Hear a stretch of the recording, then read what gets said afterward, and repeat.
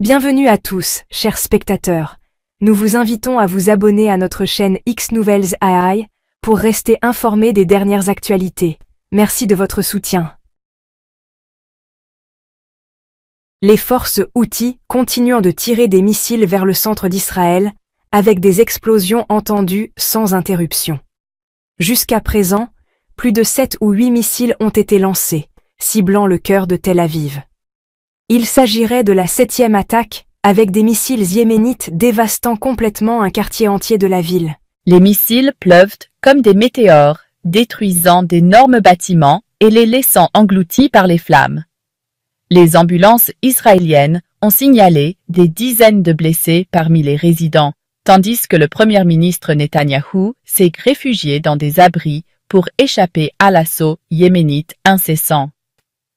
Abdulmalik al-Houthi a déclaré que ce n'était que le début, affirmant que notre guerre ne ressemble à aucune autre. À Washington, une explosion massive et un incendie ont ravagé la résidence de Trump. Les médias américains spéculent maintenant sur l'assassinat du président américain. Le Yémen a déclaré qu'il s'agissait de sa bataille finale. Les médias israéliens ont confirmé qu'un missile balistique tiré depuis le Yémen a frappé un quartier résidentiel du centre de Tel Aviv. Cet événement sans précédent a contourné le dôme de fer d'Israël et d'autres systèmes de défense, provoquant des destructions généralisées et blessant 14 habitants. L'explosion a secoué la ville, laissant derrière elle un sillage de chaos, avec d'énormes flammes et de la fumée s'élevant de la scène. Les habitants locaux se sont précipités pour se mettre à l'abri lorsque les alarmes ont retenti. Mais le bref délai d'avertissement a laissé beaucoup d'entre eux incapables de se mettre en sécurité. Des vidéos circulant sur les réseaux sociaux montrent d'importants dégâts aux bâtiments et une panique généralisée dans les rues, alors que les ambulances se précipitaient pour évacuer les blessés. Les autorités israéliennes ont déclaré l'état d'urgence, lançant des enquêtes sur la façon dont un tel missile a percé leur système de défense avancé. L'incident a suscité des inquiétudes quant à l'efficacité des systèmes de défense aérienne d'Israël, d'autant plus que le mouvement yéménite Ansar Allah avait déjà mis en garde contre ses capacités de missiles à longue portée. Cette attaque met en évidence les tensions régionales croissantes, beaucoup s'interrogeant sur la capacité d'Israël à protéger ses actifs stratégiques.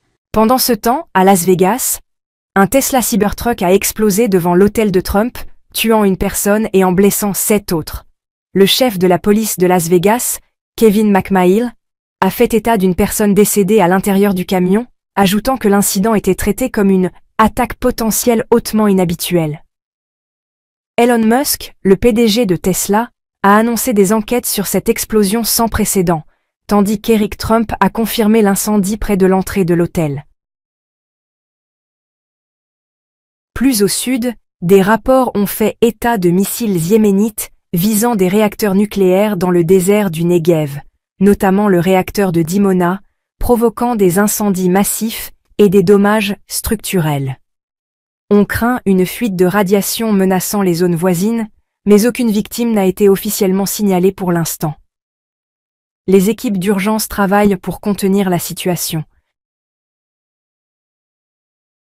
Dans un document divulgué, le président égyptien Abdel Fattah el-Sisi aurait exhorté le Pentagone à lancer des frappes aériennes contre les sites Houthis au Yémen. Sisi a décrit ces frappes comme essentielles pour mettre un terme aux attaques de missiles Houthis, qui, selon lui, mettent en danger la stabilité du Moyen-Orient et les routes commerciales internationales. Les rapports divulgués soulignent l'escalade des tensions régionales et l'agression transfrontalière croissante des Houthis. Le porte-parole militaire yéménite, le brigadier Yahya Sarri, a annoncé une attaque contre l'aéroport Ben Gourion, marquant une escalade dans leur campagne contre des sites stratégiques américains et israéliens. Près de Tel Aviv et de la centrale électrique de Jérusalem-Sud, les forces Houthis ont annoncé une série d'opérations réussies, notamment en ciblant l'aéroport Ben Gourion à Jaffa et une centrale électrique au sud de Jérusalem occupée. Selon le porte-parole Yahya Sarri, le groupe a lancé un missile hypersonique, Palestine 2, sur l'aéroport, tandis qu'un missile Zulfikar a frappé la centrale électrique. Ces attaques, qui font partie de la 5e phase de leur campagne militaire, visent à mettre fin à l'agression contre Gaza et à lever le blocus. Dans la même annonce, Sari a révélé que les forces yéménites ont également ciblé le porte-avions américain, USS Harry Truman dans la mer Rouge à l'aide de drones et de missiles. Cette attaque aurait perturbé une frappe aérienne de grande envergure que les États-Unis préparaient contre le Yémen. Un général américain à bord du porte-avions a admis qu'un avion de chasse F-35 avait été endommagé lors de l'assaut. Les forces yéménites frappent un avion cargo britannique. Tôt ce matin, des explosions massives près de Tel Aviv ont provoqué une panique générale. Plus tard, les médias israéliens ont confirmé qu'un avion cargo militaire britannique, un A400M Atlas, avait été frappé à l'aéroport Ben Gurion par des missiles yéménites. Des rapports suggèrent que l'avion transportait une importante cargaison de bombes lourdes de fabrication britannique destinées aux opérations militaires israéliennes. S'appuyant sur des renseignements précis sur l'arrivée de l'avion et sa cargaison, les forces yéménites ont lancé des missiles guidés avec précision, mettant le feu à l'arrière de l'avion et causant des dégâts importants. L'attaque a également déclenché un incendie massif près de la piste, avec d'épaisses colonnes de fumée visibles à des kilomètres.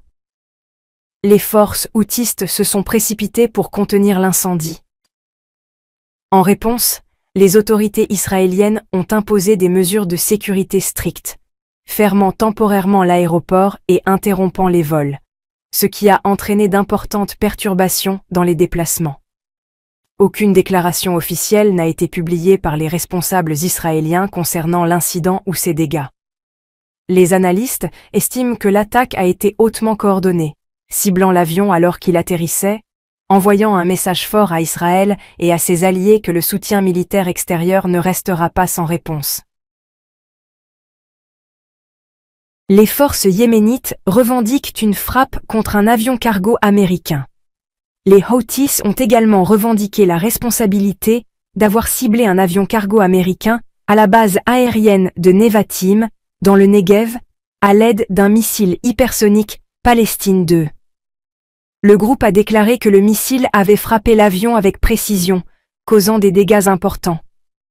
Les autorités israéliennes n'ont ni confirmé ni nié l'incident, probablement pour éviter de reconnaître la puissance des missiles yéménites. Cependant, des rapports israéliens locaux ont fait état de l'activation de systèmes de défense aérienne et de nombreuses alarmes dans la région.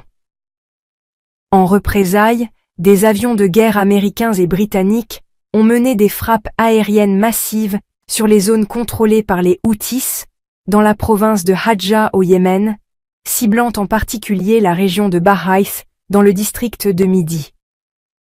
L'étendue des dégâts reste incertaine. Netanyahou hospitalisé. Le bureau du Premier ministre israélien a annoncé que Benjamin Netanyahou devait subir une opération de la prostate demain, après une intervention similaire en mars. Les médias israéliens ont rapporté que l'opération précédente avait eu lieu dans un bunker souterrain, invoquant des problèmes de sécurité extraordinaires. Ajoutez un message de clôture invitant les spectateurs à suivre notre chaîne pour regarder les clips à venir et à nous soutenir en s'abonnant, en aimant et en commentant.